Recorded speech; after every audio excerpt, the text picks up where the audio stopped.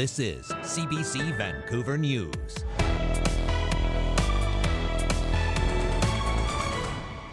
If you cut your finger or break your finger, don't go to Surrey Memorial Hospital. Major concerns of overcrowding and short staffing at a major BC hospital. Definitely we need another hospital. And the calls for more health care now.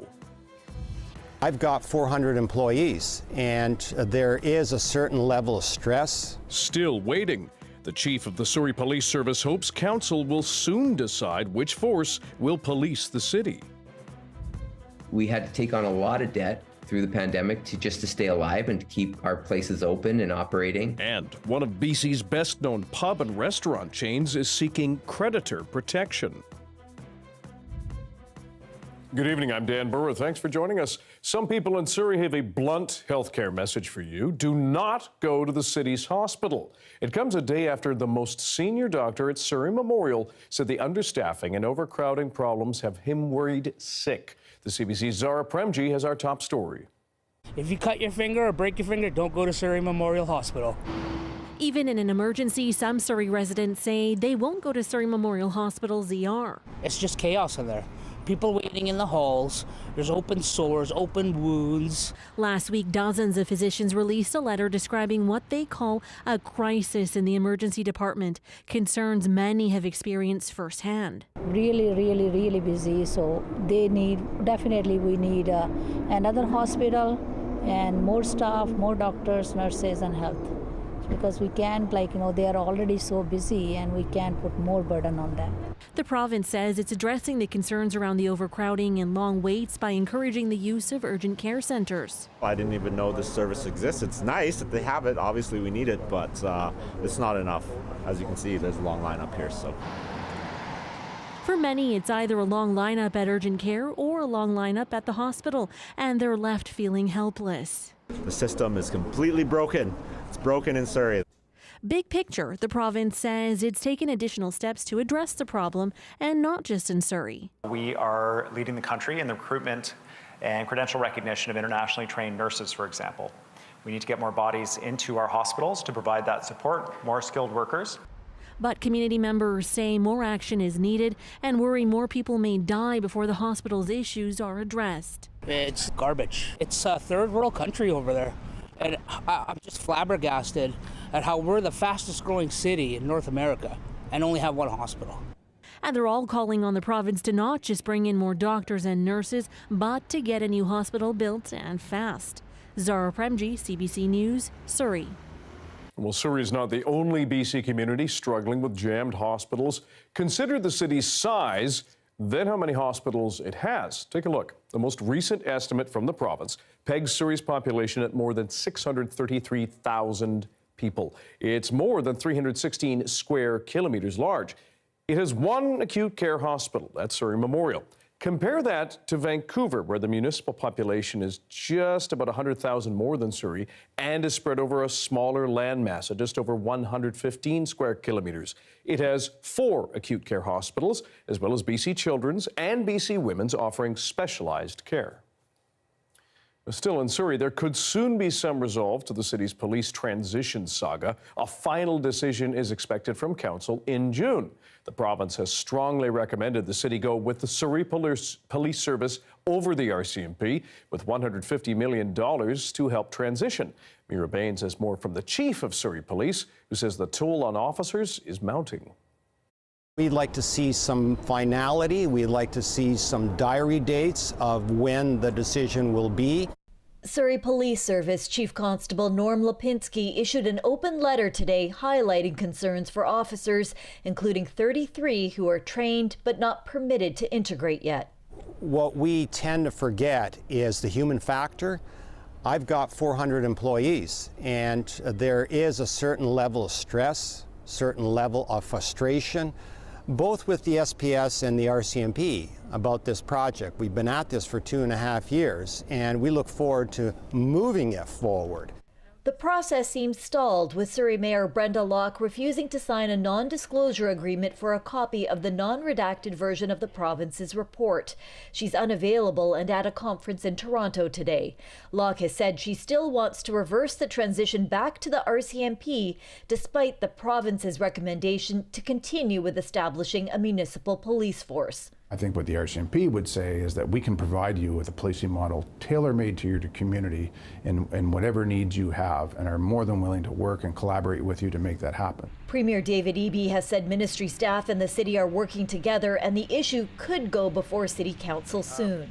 There's a strong recommendation from the Minister of Public Safety about a direction here. And our advice is that there's an upcoming City Council meeting June 5th. When the report will be presented, and there'll be debate about this. Councillor Linda Annis has signed the NDA and is encouraging other councillors to do so too. I think it's absolutely incumbent on each and every council member to sign the NDA. It's the best way we can get the most information possible when we're moving forward with a decision as important as this. Last November, Council voted to push forward to request the province to go back to the RCMP. It was a 5-4 vote.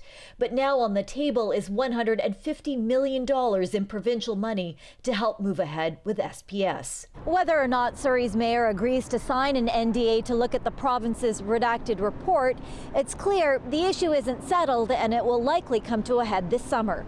Mira Baines, CBC News, Surrey. The provincial government has increased funding for immigration settlement services from $6 million to $25.6 million every year. This is to help ease the process of integration for newcomers to our province, help them find suitable jobs and get education and health care. International students and foreign workers will also be included. The extra money will roll out next spring and is expected to serve more than 40,000 people a year. The descendants of the Komagata Maru have welcomed a recommendation by City of Vancouver staff to rename a street after the steamship. They suggest the street where Canada Place is be given the secondary name Komagata Maru Place. The vessel, carrying nearly 400 immigrants from India, was turned away from BC in 1914, even though the passengers were British subjects. After months stranded in the water, they were forced to return to India, where many were shot and killed. The Canadian government has since acknowledged it was a racist act. The Komagata Maru Society says they first contacted the city 5 years ago about naming a street. It is very near where, we can even see from that street where the Komagata Maru was detained in the water 200 meters away. The city agreed with me, and this is a very good idea. The proposal by city staff coincides with the 109th anniversary of the incident and will go before council on Tuesday. A major player in Vancouver's drinking and food scene is struggling. The Donnelly Group says it has now filed for creditor protection, blaming the pandemic and economic downturn, but it's not closing doors for now. The company says its 16 bars, restaurants, and pubs from across Canada will stay open. That means several hundred workers, mostly here in Vancouver, will keep their jobs at the Lamplighter, Butcher and Bullock, Cinema, Three Brits, and the Stockroom, among other venues here. The company says it sought creditor protection to deal with its debt, allowing them time to restructure their finances and avoid possible bankruptcy. The founder says rising rent during the pandemic, increasing minimum wages, and not being able to keep staff were among several factors. Then inflation hit. 50% of the employees in downtown business districts have yet to return to work. And if they are, they're returning in to a hybrid workspace. You look at what's happening in areas like Gastown, being ghost towns now, and Granville Street, what's happened since Nordstrom's closed and Old Navy's closed down. It's some of the areas that we've operated in have become really tough to operate in. The Alliance of Beverage Licensees of BC says the move is a sign of how devastating the pandemic has been to the hospitality sector. It's asking Ottawa to extend the repayment deadlines for loans for a few years. At last check, Ottawa says the deadline for CBA repayment is at the end of this year and cannot be changed. It's another setback for bike advocates in Metro Vancouver. A few days ago, after the Stanley Park temporary bike lane was removed, city councillors in Richmond did their own backpedaling on a proposed new route in that city. It was meant for Steveston Highway and has been on the books for more than a decade, approved by several councils.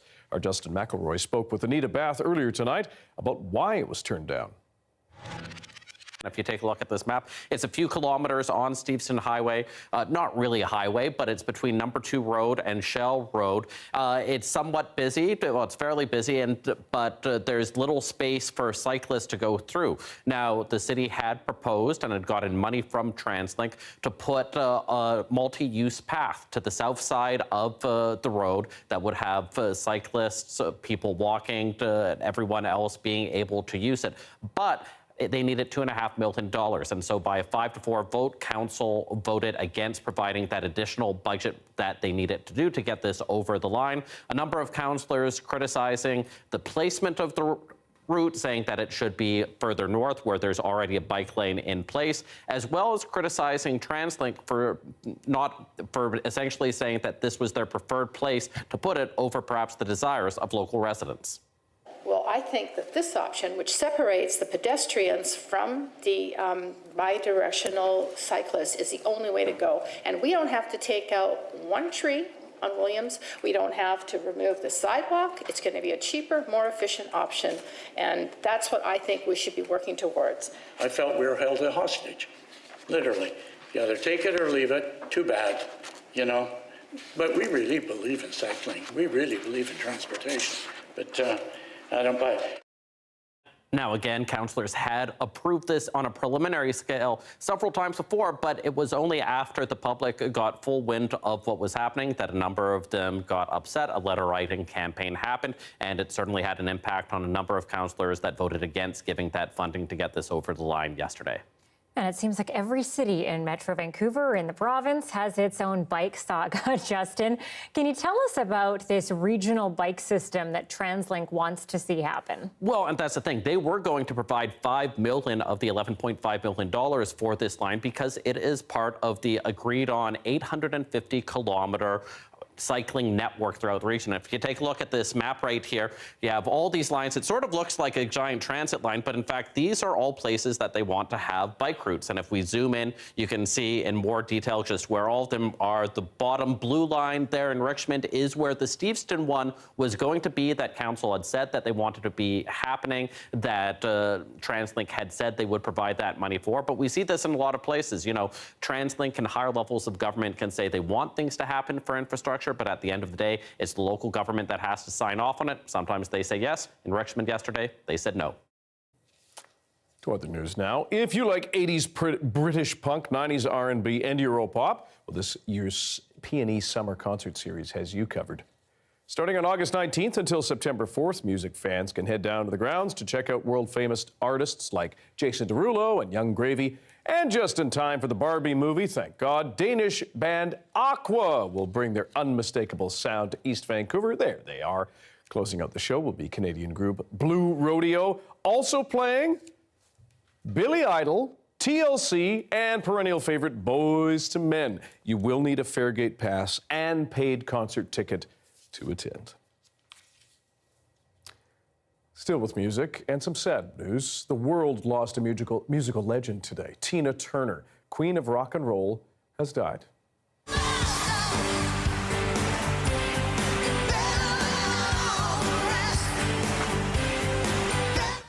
Her publicist says Turner died after a long illness. She was 83. She's one of rock's most famous voices with hits like Proud Mary and The Best. She also became a feminist icon after leaving her abusive former husband and musical collaborator, Ike Turner. Now, tributes to Tina Turner are flowing in from across the world. Renee Filipponi has more from one big BC fan who made Turner her everything. That's my favorite hair. It's been a heartbreaking day for this Tina Turner tribute artist. It couldn't be true. Can't be true. I don't want her to go. For nearly 3 decades, Louisa Marshall has devoted her life to Tina and says it's not just her music that's an inspiration. She actually inspired women to be strong, women to be fierce. And her rock and roll persona is just super amazing. That legacy drove fans to visit Turner's star on the Walk of Fame in Hollywood and to remember her as simply the best. We love Tina Turner, the greatest legs, the best voice, and all the moves that you can get. Internationally, her death is being marked with her songs played at the red carpet in Cannes. And she brought her best to St. John's in the 80s, where she kicked off her world tour and Turner Fever hit Canada. And the quiet is like very sort of meditating state of feel of it. Excited fans lined up for days to get a chance to see her. But Tina Turner's worth it. I'd do anything for Tina. Canadian rock icon Bryan Adams joined her on stage during that tour and recorded a duet with her. And it changed everything for me as a solo performer. It really opened up everything, and I will never, ever be able to articulate how grateful I am to her for that. Marshall may have only met Turner once, briefly, but says her legacy will live on.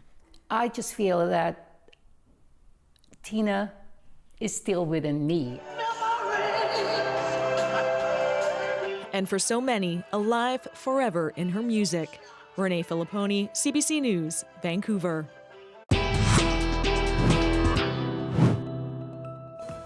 Signs of crisis among international students. Experts warn that many are experiencing mental health problems far from home. More after the break.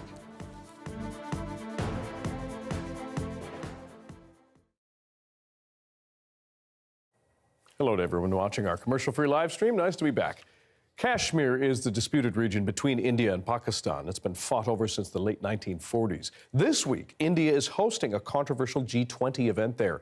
And our South Asia correspondent, Salima Shivji, is the only Canadian journalist inside the territory. In the heart of the Kashmir Valley, the views are unparalleled, as is the security. A G20 summit on tourism held under the tightest of conditions, in disputed territory. For India, it's an irresistible opportunity to talk tourism. Delegates from around the world hearing that more than 18 million tourists flocked to the region last year, a high for an area plagued by decades of insurgency against Indian rule. India is keen to project Kashmir as stable, peaceful, ready for development. This is the first high-level international meeting in Kashmir since India abruptly revoked its special status in 2019, folding its section of the Muslim-majority region into a federal territory under New Delhi's direct rule. Both India and Pakistan claim Kashmir in full, but only control parts of it. I welcome you all to China and Saudi Arabia may have boycotted and Pakistan stewed over the summit and its location, but India took pains to defend it. Jammu Kashmir has moved on, and I would say the common man walking on the streets of Srinagar wants to be a part of the development journey led by Prime Minister Modi. But at this local market, there's unease and despair. Many in Srinagar are bristling at the increased checkpoints. If there is normalcy in Jammu and Kashmir, what makes you to create this much of huge burden, huge amount of security personnel to deploy in this state? There is a contradiction. Inside, the market is virtually empty. Manzoor Ahmed blames that on the heavily armed soldiers patrolling the streets. Kashmiris are fearful. They're not leaving the house and it's hurting our businesses, he says. Outside, the anger is palpable. Are people afraid to talk about what life is like here, I ask? Barabar. That's right, they say. We are living in fear, this man says. The security forces are everywhere. Every Kashmiri is depressed. Even as I speak with you, he tells me, I'm scared that they might be watching and will harass me later. There is no peace. The G20 campaign is just a facade. It's one version of life here projected to the world.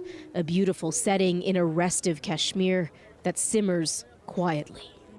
Salima Shivji, CBC News, Srinagar.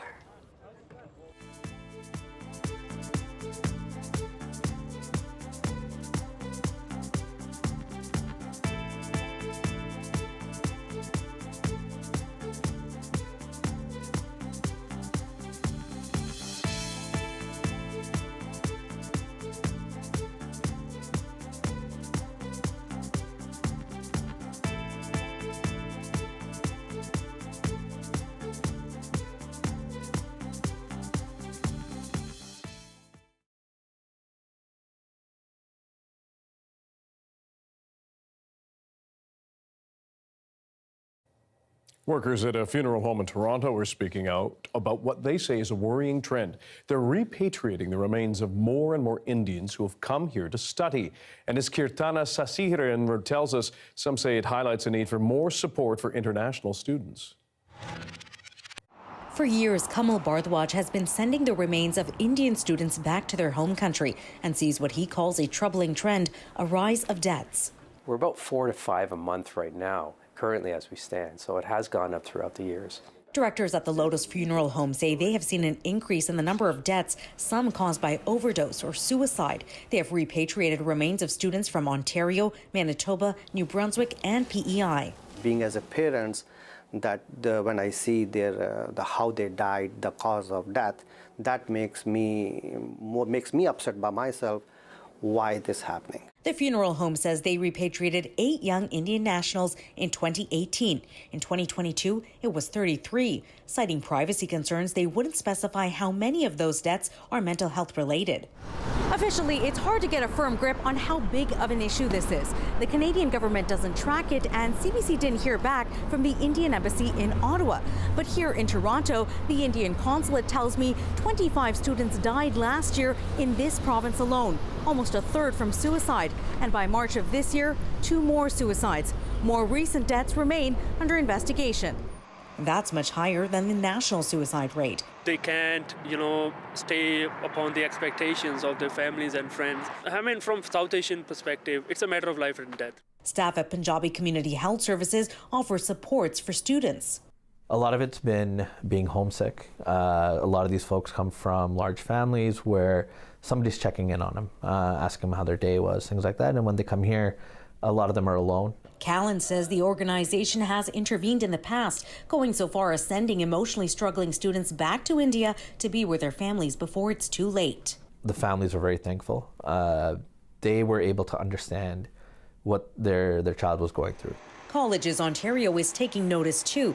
They say they will provide more information to international students on how they can access mental health support. Kirtana Sasihiran, CBC News, Toronto. Earlier, we spoke with a BC international student to help us understand what they're going through.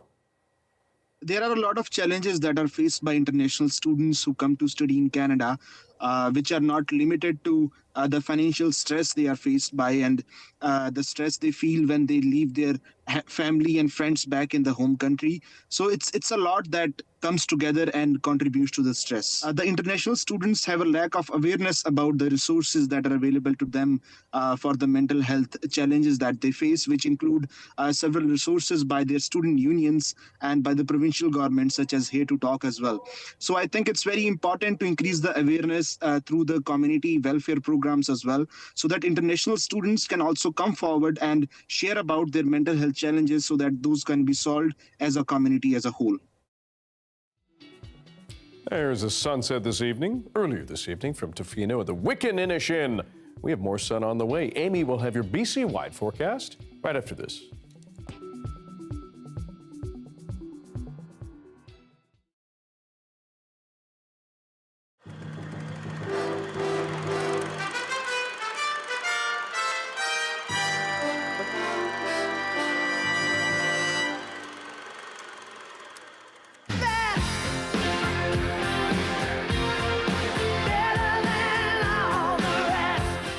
If you've got to be the best to survive in the music business, Tina Turner's got to be top of the heap.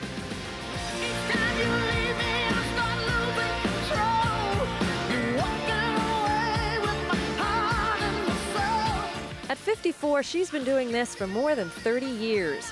In rock and roll, that's quite an accomplishment. But for Tina Turner, it was no accident.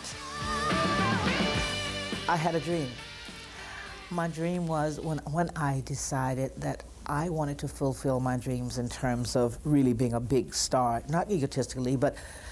You thought that when you were a little girl? What the little girl was, I thought being a star was a big star on the door and a very clean and polished room. And then when I became a star, it was dressing in a dusty, crated room, a storage room, and then a dingy little hut. But not anymore. Now Not it's the anymore. Four Seasons. So that was my dream. That was my dream, to have the best.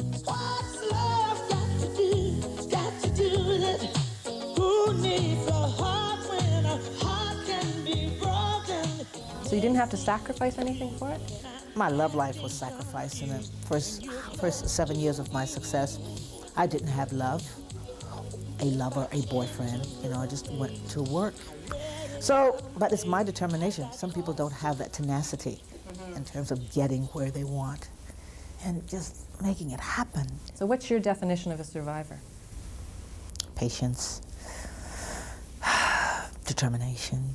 My 57-year-old father thinks you're great. The kid next door thinks you're great. You span a lot of generations. What is it about you that everybody really likes? I want to be friendly. You know, I don't want to be a typical snotty star. Because you sing well and because you dress nice clothes, does that make you a wonderful person? No.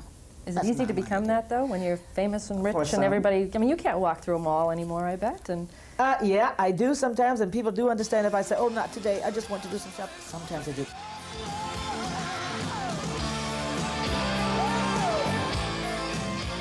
My last question here, where's Tina Turner going to be in 10 years?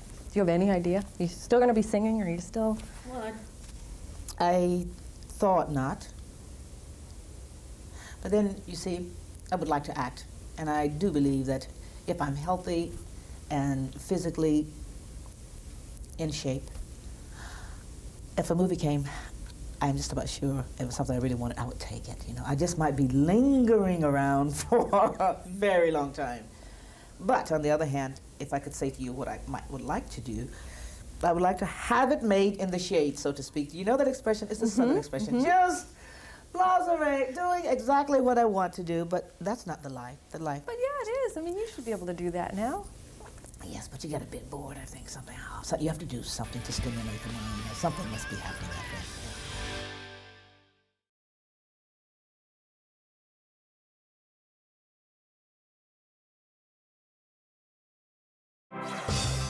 Hi, I'm Amy Bell, and here's what's in your CBC Vancouver inbox. On June 13th, join CBC's Rudy Kelly at the Alumni UBC's free webinar with Dr. Jeanette Armstrong on revitalizing Indigenous language. Register at alumni.ubc.ca and register for the CBC's Indigenous Pathways to Journalism program. This paid 9-month learning and development opportunity supports Indigenous candidates to hone their skills as storytellers. Learn more at cbc.ca/pathways. The weather update is brought to you by Direct Buy Furnace, installing the most reliable heating and cooling brand. It's hard to stop a train. Joanna Wagstaff is off tonight, so Amy Bell has our BC-wide weather forecast. And Amy, nice to see the sun today.